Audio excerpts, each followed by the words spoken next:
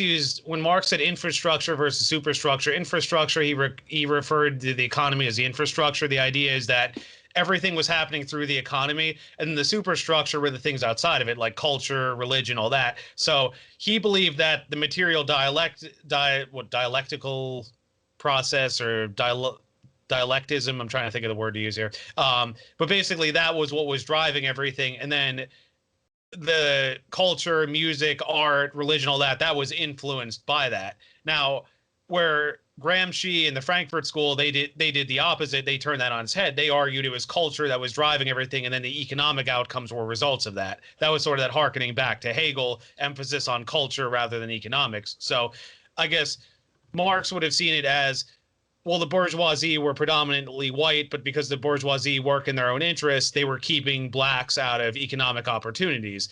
The Gramsci types, I don't know how much Gramsci talked about race, but definitely his successor for sure did, would say it was, no, it's white people are oppressing black people, so white people give their buddies the good jobs and things and promote them and things like that. And then that in turn leads to the economic disparities. So they essentially turn the Marxist paradigm on its head, but they're still operating in that oppressor-oppressed dichotomy.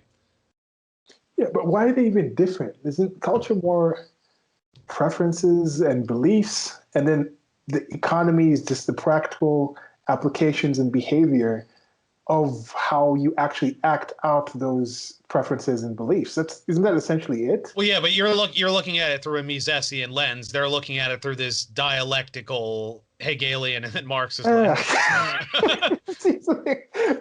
I mean, like, and that's the thing. I'm trying to represent them fairly and not straw man them, but like this, but this is like, you know, kind of what they would say, that, you know, like, because again, it's that's where the Hegelian view runs so counter to ours, because we look at history as something that's just happened. It was the culmination of all these decisions made by various individuals. You know, different people had power, some didn't, all that. Whereas they see it as history is shaped by the world spirit, which becomes the absolute spirit in the process of mankind perfecting itself to the end of history. Yeah. Again, I don't subscribe to that, but I'm trying to be charitable towards how they saw things.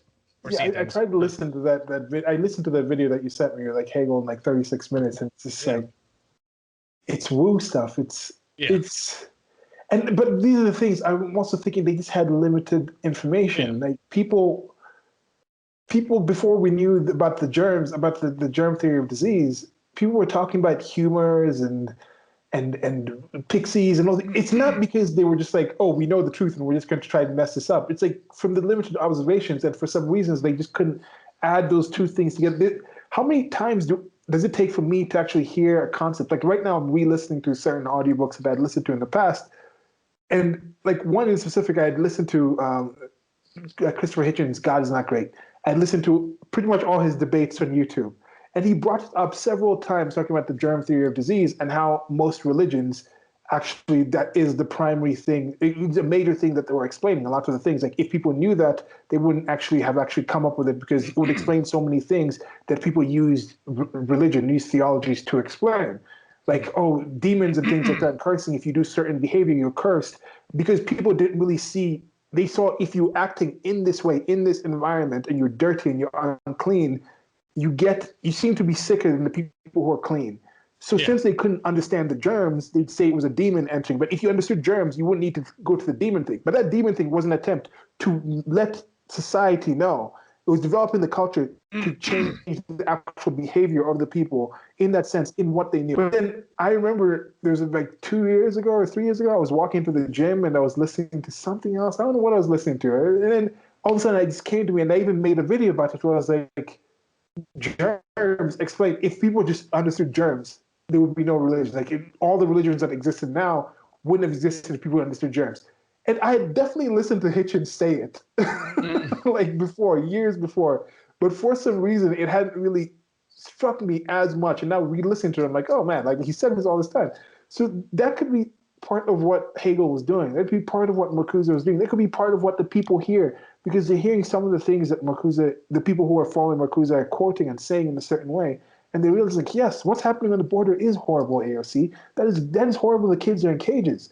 but they don't understand the practicalities of the coyotes who are actually bringing those kids over. Yeah. They don't understand that when you change certain policies from what Trump was doing and having those relationships with the people, say we'll build this wall and we'll figure out, and even part of the reason it stopped is because he was even talking to the leadership in Guatemala, in Colombia, in those places, and saying, look, the way it is right now, anybody who's able to actually make this trek is leaving your country. And this is your younger people. These are the youngest people in your country. The youngest, fittest people in your country are leaving and doing menial labor in our country and sending you that money back. Sure, that's happening. So you're getting $10 million a year from these people. But if these people stayed in your country, even if 5 million, even half of them stayed in your country, you would be getting the 10 million from those half that are in there, and you'd still be getting the 5 million from the half that actually end up going through a more legal and understood process. So these people started saying, yeah, let's just have them actually in the country.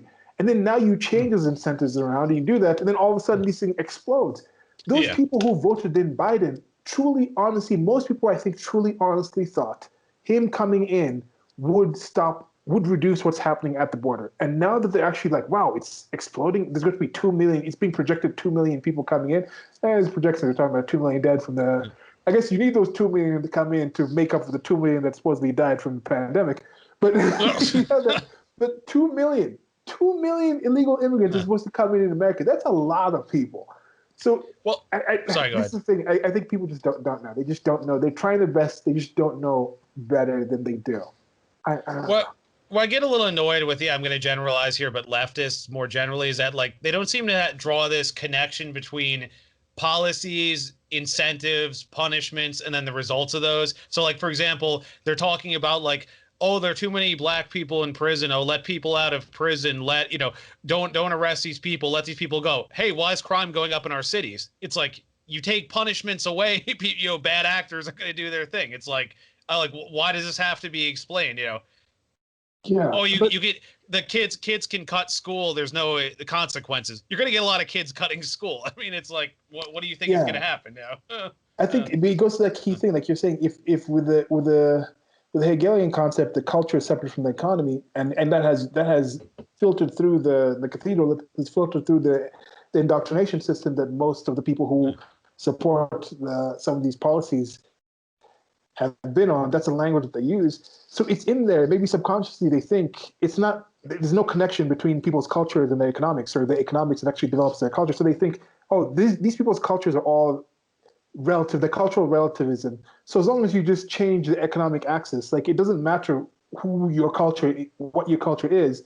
If every culture is given $10 million to start with, supposedly there's going to be similar results for those $10 million. I'm not going to realize that those different people, due to certain cultural aspects, they will spend that in different ways. So yeah, I think that's frustrating.